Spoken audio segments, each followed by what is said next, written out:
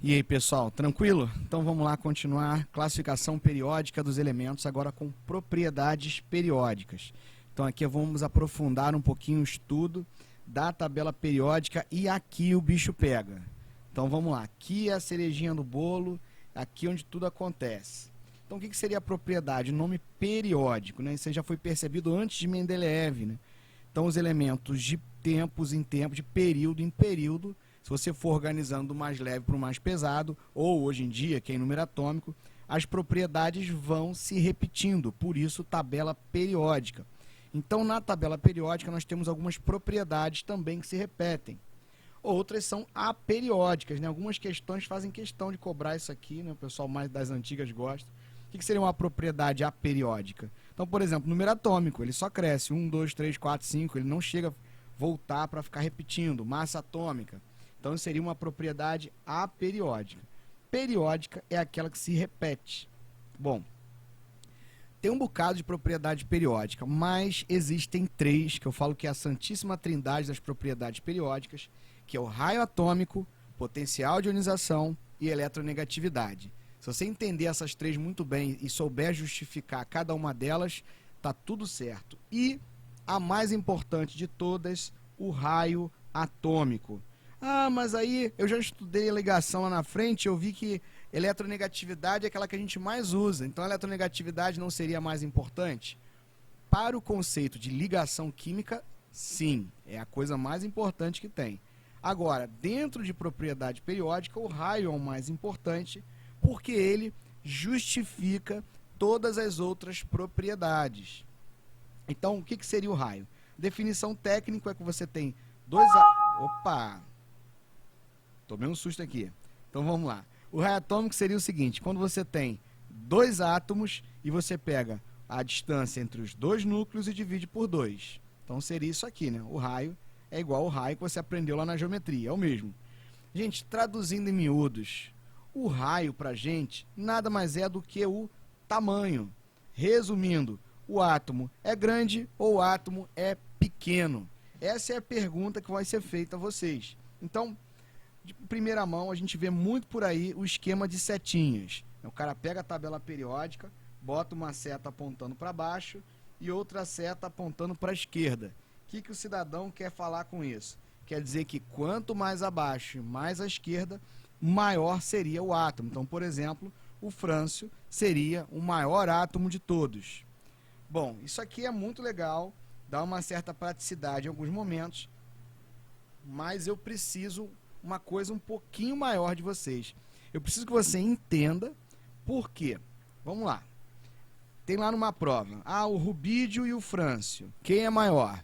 Aí você olha pelo esquema de setinhas, né? O frâncio está mais para a esquerda, mais para baixo que o rubídio, logo o frâncio é maior. Ótimo, você respondeu corretamente. Até o indivíduo virar para você e perguntar assim, por quê? Então você não vai poder falar para ele, porque a setinha é para baixo. Gente, isso não é justificativa, porque a setinha é para baixo. Você tem até umas propriedades lá na frente, tipo volume, ponto de fusão e ebulição, que a gente até trabalha assim, porque são muitas exceções. Mas raio, se alguém perguntar, se tiver qualquer questionamento por que é maior ou menor, você não vai poder falar porque a setinha é para baixo. Então a gente vai ter que pensar sobre isso e para mim, na minha cabeça, uma vez que você entenda esse esquema de setinha, você pode até esquecer. Agora, se você entender como é que funciona, você vai ver que isso não vai ter como voltar mais atrás. Quer ver? Vamos lá. Então, a primeira regra é o seguinte, a gente já aprendeu que esses números aqui, o período, ele reflete exatamente o número de camadas. Então, olha só, o lítio, ele tem 2 camadas. O césio tem 6 camadas. Logo, se alguém perguntar, quem é maior? Aí você vai falar, o césio. Por quê? Porque ele tem 6 camadas, enquanto o lítio tem 2. Acabou. Simples assim. Olha o exemplo que eu coloquei aqui. Magnésio. O magnésio está aqui. Bom, o magnésio tem 3 camadas. Aí vai ser ótimo. Se eu penso no magnésio, é uma coisa mais ou menos assim. 1, 2, 3. Essa seria a representação do magnésio. Como é que seria o rádio? O rádio está aqui embaixo. Ele já tem 7 camadas, né? Então, 7 camadas.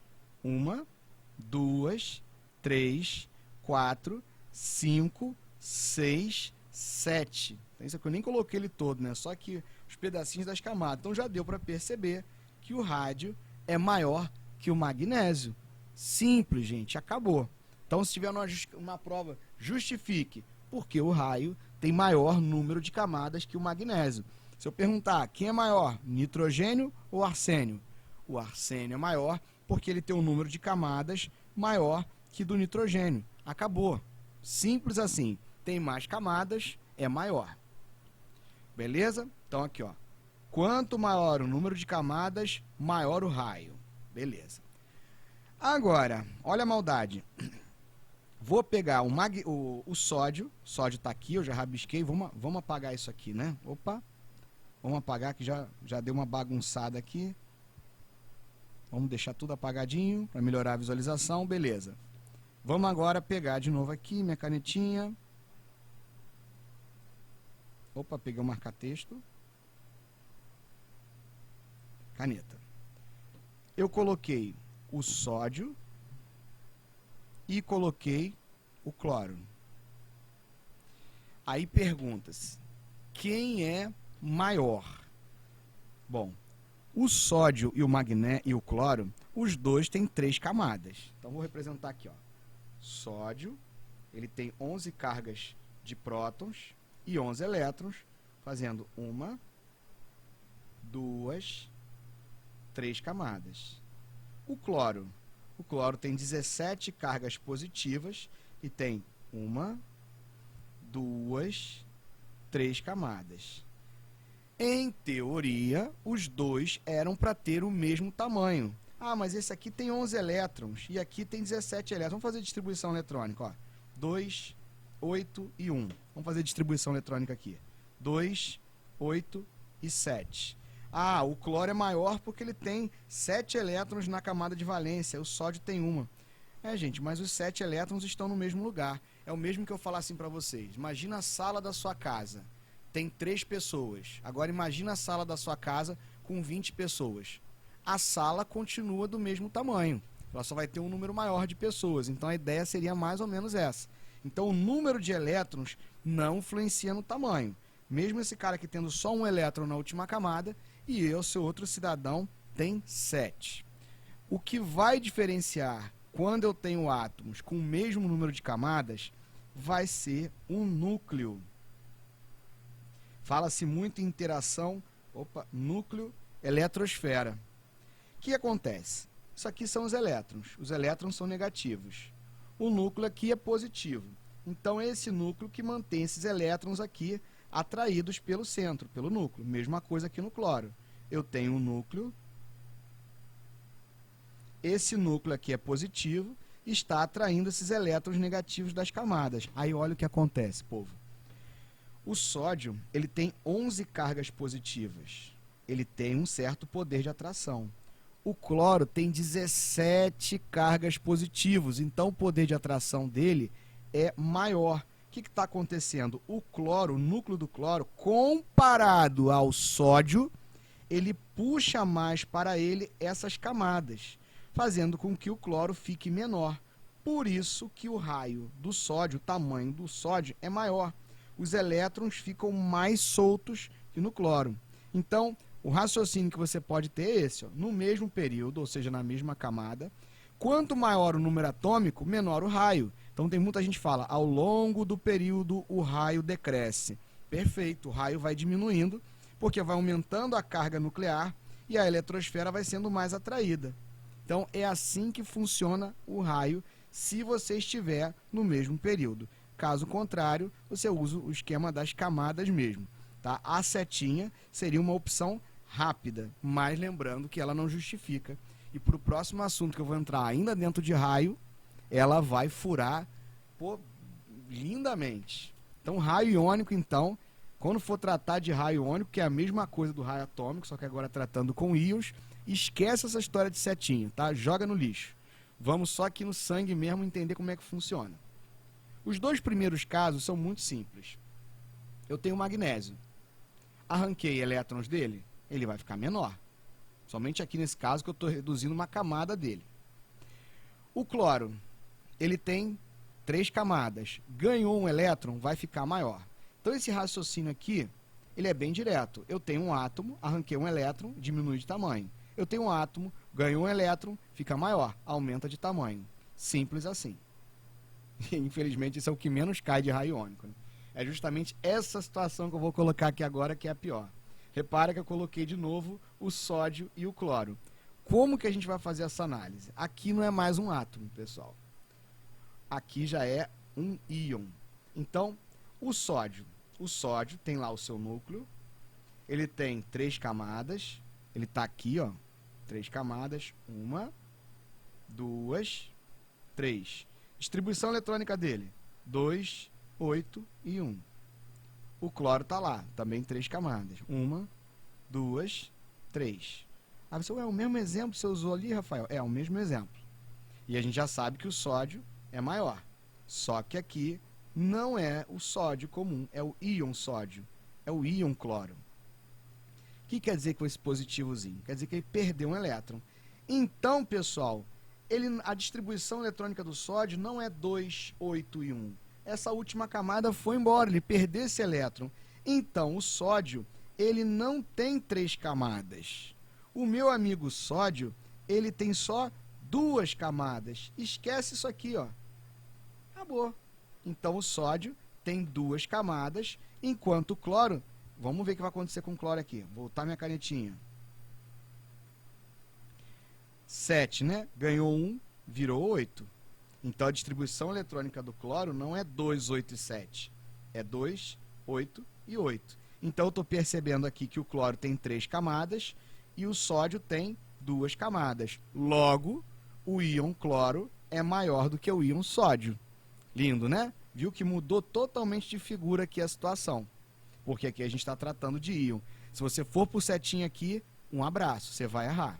Então você vai ter que verificar quantas camadas ele tem. Aí é interessante você faça uma distribuiçãozinha, pelo menos em camadas ali. Vamos ver esse outro caso aqui, ó. Estrôncio. Estrôncio está aqui. E o brometo, o bromo está aqui. Se fosse pela outra lógica, esse cara tem 5 camadas, ele é maior do que o bromo. Será? Vamos ver. O estrôncio, ele tem... Vamos fazer uma análise mais rápida agora. Ele é da família 2A. Então, o estrôncio tem 2 elétrons na última camada. Só que ele perdeu. Então, ele não tem a última camada. Ele perdeu justamente os 2 elétrons. Ele era para ter 5 camadas. De cara, eu já estou vendo que esse cara aqui só tem 4 camadas. Ih, Rafael, não percebi não. Não percebeu? Faz a distribuição eletrônica dele. A distribuição eletrônica dele é assim. 2, 8. A estrôncio aqui, vamos pegar os 18. Terceira camada dele está cheia. E os outros 2. 20. O estrôncio ele é 38. É 5 camadas, perdão, dei mole aqui, ó. Aqui eu ainda tenho a camada O, que tinham 2 elétrons. Aqui, ó, tem 8. Então ficou 10, 28, 30, 38. Essa é a distribuição eletrônica do estrôncio. Era para ter, olha aqui, 1, 2, 3, 4, 5 camadas. Mas ele não tem a última. Vamos ver agora o brometo. O bromo é 35. Se eu fizer a distribuição eletrônica dele, ó, 2, 8, 18 e aqui 7. 4 camadas, mas ele ganhou 1. Então, no lugar desse 7 é 8. Então, eu estou vendo aqui o bromo com 4 camadas e aqui o estrôncio com 4 camadas também. Eu ainda posso ir além. Olha a conclusão que eu posso chegar. O bromo é 35. Ganhou 1 elétron, tem 36 elétrons. O estrôncio é 38. Perdeu 2, 36 elétrons também. Então, a gente pode dizer que eles são espécies isoeletrônicas. Eu vou contar um segredo para vocês. Muitas questões de raio iônico trazem espécies isoeletrônicas. Espécies isoeletrônicas monoatômicas, normalmente elas têm o mesmo número de camadas, tá? Então, quando você percebe que você tem 2 íons com um átomo só, você verificou que o número de elétrons é igual, essas espécies têm o mesmo número de camadas. Então, aqui, aí você, Rafael, empatou. Aí você, empatou, então o estrôncio e o brometo têm o mesmo tamanho? Aí a gente volta para esse conceito aqui, ó. Igualzinho foi discutido aqui entre o sódio e o cloro. Aqui não tinha empatado também? eles tinham o mesmo número de camadas.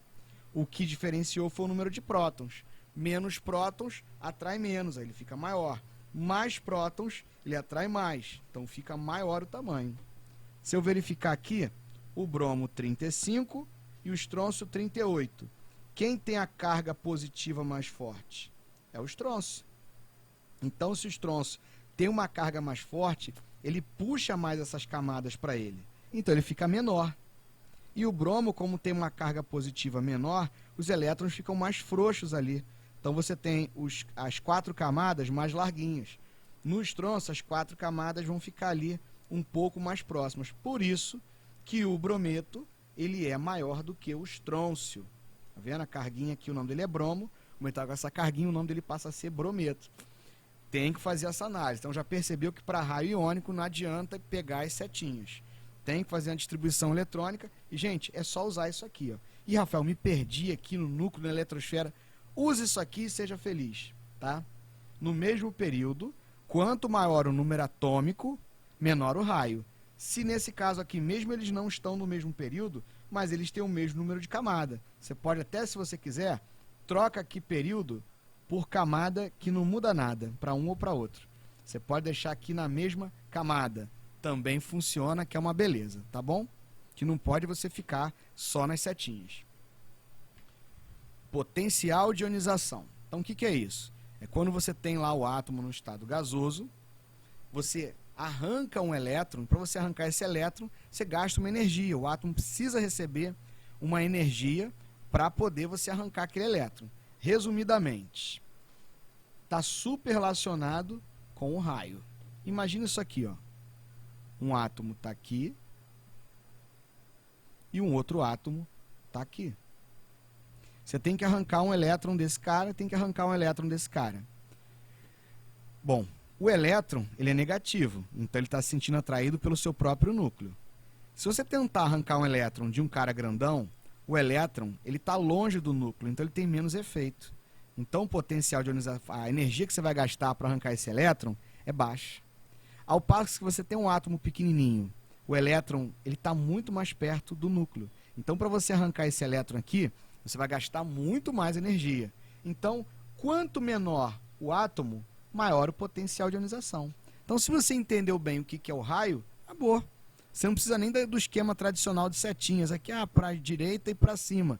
Realmente, o hélio é o maior potencial de ionização de todos os tempos. Tá? Mas você não precisa disso. É só você pensar, pô, o hélio é pequeno, então o potencial de ionização dele vai ser lá nas alturas. Então, se eu pegar aqui, por exemplo, o magnésio e o rádio. O magnésio está lá na família 2A aqui e o rádio está lá embaixo, não está nem aparecendo, ele estaria aqui. Ó. O magnésio tem 3 camadas e o rádio está lá embaixo, tem 7 camadas. Então, o rádio é grandão e o magnésio, comparado a ele, é pequenininho. Então, quem tem o maior potencial de ionização será obrigatoriamente o magnésio. Aí aparece na prova assim, justifique, aquela palavrinha que vocês adoram, né? Aí você vai justificar assim. O magnésio tem o maior potencial de ionização porque o raio atômico dele é menor. Acabou. Então, basta você falar do tamanho dele. Aí você pode entrar até com a descrição do que é potencial de ionização. Energia necessária para arrancar um elétron do átomo. Beleza? De novo, o sódio e cloro. Já tínhamos visto anteriormente que para o átomo de sódio, o sódio ele é maior do que o cloro. Então, o cloro tem um potencial de ionização maior. Potencial de ionização e raio, eles são o inverso um do outro, né? Então, conforme um aumenta, o outro diminui. Essa seria a razão que você pode brincar. E nunca esqueça, o gás nobre, ele sempre quando tem um gás nobre competindo com um átomo ali por volta dele, gente, ele sempre vence, ele tem um potencial de ionização ignorante. Olha aqui, tem esse gráfico aqui que eu achei na internet, eu achei maravilhoso. Ele mostra aqui os potenciais de ionização. Os gases nobres, eles chegam a destoar dos outros elementos. Então é muito comum que eles construam essa brincadeira. Por quê? Por causa do raio? Aí é que tá. Exceção sempre tem, né, gente? Tá aqui no cantinho, eu botei esse OBS. Teoricamente, o gás nobre ele era para ser o menor do período dele, né? Só que por ele ter aquela configuração dele bonitona completa, ele acaba dando uma inchada. Então, era assim, nitrogênio, oxigênio, flúor, e o neon era para ser pequenininho, mas não. Ele é um pouquinho maior, é uma exceção da tabela. Alguns autores ignoram essa exceção dos gases nobres, que eles são um pouquinho maiores, outros não. A grande verdade é que aqui o que influenciou o potencial de ionização para o gás nobre não é nem tanto o raio como na maioria. Vai ser justamente aquela distribuição eletrônica perfeita que eles têm. Como eles são perfeitinhos, é mais difícil arrancar um elétron dele. Então, você está lá, uma questão que está trabalhando potencial de ionização. Apareceu um gás nobre no meio, já sabe que ele vai vencer aquela galera ali que está por volta dele. Tá bom? Esse gráfico que eu coloquei aqui também, isso aqui é um gráfico de uma questão que eu puxei de potencial de ionização. Sempre quando tem esses gráficos mostrando os potenciais de ionização de vários elementos, você vai perceber que tem uns picos. Ele vem assim crescendo e dá um salto muito grande. Toda vez que tiver um gráfico desse, esses saltos obrigatoriamente são gases nobres, tá? Isso aí já é tradicional de questão, que eles tragam ali o gás nobre comparado aos outros, eles sempre dão essa discrepância muito maior que qualquer outro. Então, se aparecer um gráfico de potencial de ionização, seja o que for aqui, gás nobre sempre é aquele cara que vai dar um salto. Então, que isso fique bem claro, tá bom? E outra coisa, eu posso, a energia de ionização, geralmente a gente está tratando da primeira, né? Arrancar um elétron. Mas eu posso arrancar mais um e arrancar outro, ficar depenando eternamente um átomo. Uma coisa que não tem exceção é o seguinte: você arranca um elétron, você gasta uma energia. Aí quando você arrancar o segundo, você vai gastar mais energia ainda. E o terceiro, mais energia ainda. Então, cada elétron que você arranca sempre tem uma energia maior do que o anterior. Tá bom? Então isso é bom que fique claro. Eletronegatividade, essa com certeza é a preferida de todo mundo, porque quando chega em ligação química, a gente parece que só existe ela. Então, a eletronegatividade, realmente, quando em ligação química, é a coisa mais importante, é o que justifica um monte de coisa para a gente. Só que dentro das propriedades periódicas, tem gente que gosta de justificar as outras pela eletronegatividade. Não faça isso, não é correto. O que justifica tanto potencial quanto eletronegatividade vai ser raio atômico. Então, o que é eletronegatividade?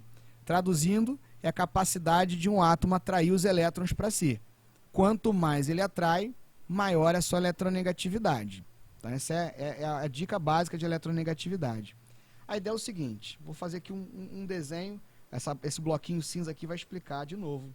Meus desenhos toscos aqui, vamos lá. Fiz aqui um átomo com o seu núcleo, exagerado, mas está lá. Um outro átomo com o seu núcleo. Vamos supor que aqui tem um par de elétrons. Aí a pergunta é bem simples. Vamos supor que ele está exatamente à mesma distância entre os dois átomos. A pergunta é: esse par de elétron, que é negativo, ele se sente mais atraído pelo grandão ou pelo pequenininho? Bom, na realidade, os elétrons não se sentem atraídos pelo átomo em si, e sim pelo seu núcleo. Então, esse elétron aqui não está interessado nesse átomo grande, ele está interessado só no que está aqui dentro, só na parte positiva. E se a gente observar, no pequenininho, ele chega muito mais rápido ao núcleo do que no grandão, né? Está muito mais perto. Então, esse pequenininho aqui, ele atrai muito melhor os elétrons do que o grandão. Por isso eu coloquei aqui, ó, quanto menor o raio, maior a eletronegatividade, né? Mais ele vai atrair o elétron para si. Beleza? Na eletronegatividade, a gente vai dar uma limada aqui nos gases nobres. Já percebeu que já tem a tabela aqui, nem valores eles têm, tá bom? O criptônio e o radônio tem já, na década de 60, se eu não me engano, 70, que um químico conseguiu estabelecer compostos estáveis com os gases nobres, principalmente com xenônio, hexafluoreto de xenônio. Então, se esses caras conseguem fazer ligação química, o criptônio e o xenônio, conseguiram medir valores de eletronegatividade para eles. Mas, na maioria das vezes, a gente assume que gás nobre e eletronegatividade não se combinam. Então, não é muito legal ficar justificando, falando de gás nobre e eletronegatividade. Então, a gente ignora esse cantinho, embora você pegue algumas tabelas onde os gases nobres ainda vão aparecer com um valor ou outro. Só para vocês terem uma ideia, o hélio e o neônio, não existe nada na literatura que alguém fez com que esses caras aqui reagissem. Então, Se ele não reagiu, não tem como medir a eletronegatividade. E a propósito, quem mediu esses valores de eletronegatividade foi o nosso querido Linus Pauling, que inclusive o prêmio Nobel de Química dele está relacionado a isso, e não a distribuição eletrônica, tá? Então, Linus Pauling e eletronegatividade, tudo a ver. Aqui do lado a gente está vendo uma tabela com um monte de valor. Se eu tenho normalmente esses valores tabelados, eu não preciso ficar pensando tanto como em potencial de ionização e raio, perguntando quem é o maior ou menor valor, tá? O que eu acho que é uma dica excelente é sempre pensar assim, ó, o flúor, vou até colocar essa tabelinha aqui, ó, o flúor, ele vai ser um parâmetro para a gente. Ele é o maior valor de eletronegatividade da tabela, 4, valor relativo, valor dimensional.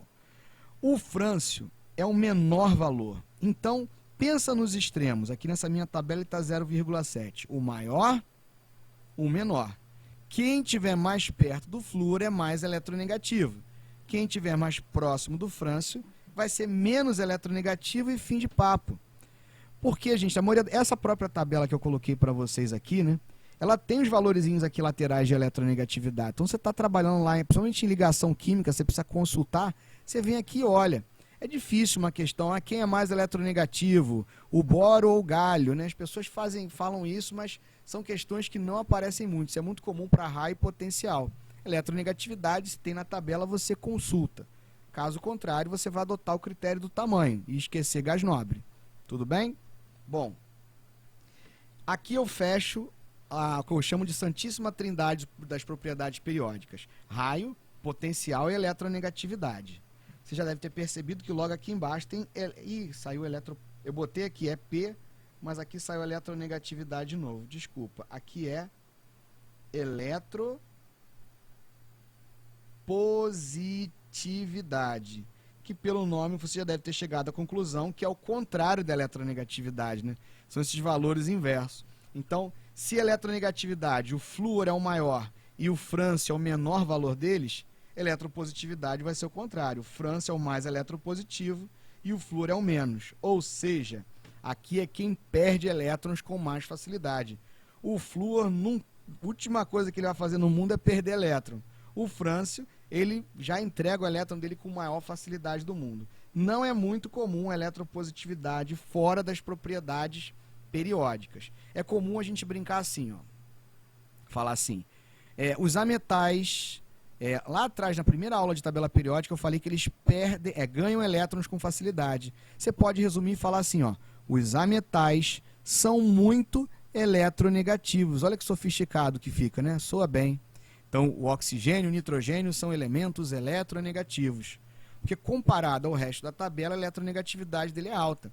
Eu posso pegar aqui a família 1A e 2A e falar o seguinte, olha, a família 1A e 2A, ela é pouco eletronegativa, ou a família 1A e 2A, ela é muito eletropositiva, porque são famílias que perdem elétrons com facilidade. Então, esse jogo de palavras em cima de eletronegatividade e eletropositividade está relacionado a ganhar elétrons e eletropositividade, perder elétrons. Então, isso vai ser muito comum. E tal elemento ele é eletropositivo. Quer dizer o quê? Que ele perde elétrons com facilidade. O sódio é muito eletropositivo, ele perde elétrons com muita facilidade. O cloro já é muito eletronegativo, então a tendência dele é ganhar elétrons. Então esse termo, ganhar elétrons, perder, está relacionado à eletronegatividade. Ou esse daqui que em ligação aparece bastante, né? Caráter ametálico. Começa a se acostumar, se você não está acostumado a usar o termo caráter na química, né? Mais pra frente a gente vai ter caráter polar, apolar e tudo mais. Por enquanto, caráter ametálico. Quem é mais ametal? Caráter metálico. Quem é mais metal? O frâncio, então, seria o mais metálico de toda a tabela periódica. Não seria o ferro? Não, o ferro está longe disso, né? Tem um monte de gente na frente dele para ser mais metal. Para ser metal é a tendência em perder, em ser eletropositivo. Então, quando alguém fala em caráter metálico, pode até rolar a brincadeira assim, ó. O cara pergunta, ó, o enxofre e o telúrio. Olha, o telúrio tem um caráter metálico maior que o do enxofre. Você, como assim? eles são ametais. Como é que ele tem caráter metálico? Justamente porque ele é menos eletronegativo, né? Então começa a se acostumar. Isso aqui não vai ser nem como pergunta, né? Quem é mais ou como é menos. Mas é um jargão da área, uma maneira de estar lá conversando. Nossa, esse cara aqui, ele tem um caráter metálico, ou seja, ele tem tendência em perder elétrons. Tudo bem? Afinidade eletrônica ou eletroafinidade seria o seguinte: você adicionar um elétron ao átomo, ele vai se transformar num ânion e vai liberar energia. Até hoje, se eu não me engano, eles conseguiram medir a afinidade eletrônica só de 30 elementos. É muito difícil medir a afinidade eletrônica.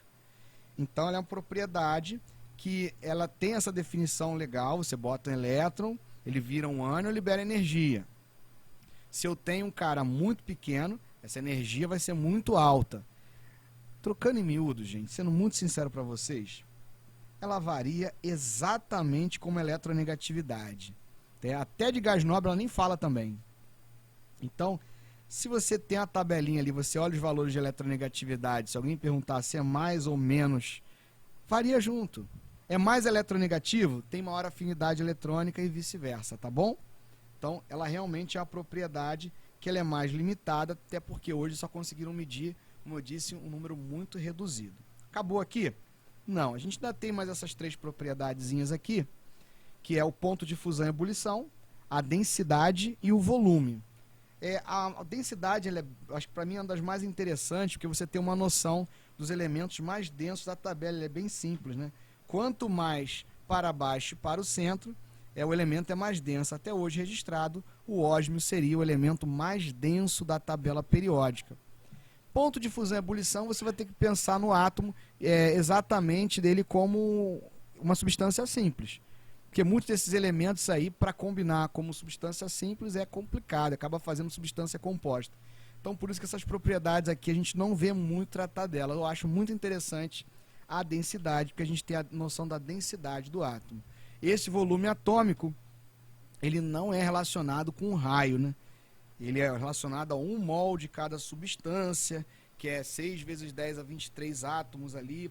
Para entender esse volume também é uma situação que fica um pouquinho mais isolada. Então, dessas daí, ponto de fusão e ebulição para você entender como é que funciona eles como substância simples, e a densidade, que na minha concepção é o mais interessante. Mas o que não pode, você tem que terminar essa aula aqui, está muito firme na sua cabecinha o quê? Raio, potencial de ionização e eletronegatividade. Se você está bem com esses 3, tá lindo, a gente vai conseguir avançar com tranquilidade. Um grande abraço e vamos fazer exercício e até a próxima. Tchau.